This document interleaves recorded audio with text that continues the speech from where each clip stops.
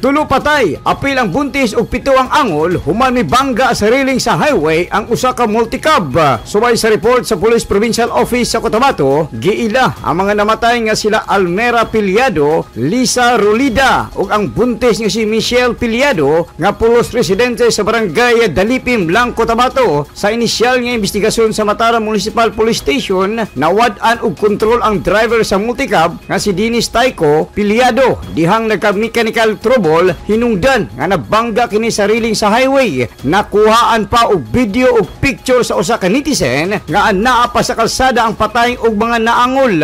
Gawas kang Dinis unong pa ang angol apil na ang upat ka mga bata.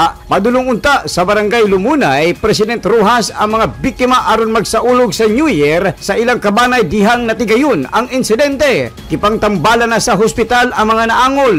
Gio Del Mundo, Newsline, Philippines, Cotabato Province. Stay safe.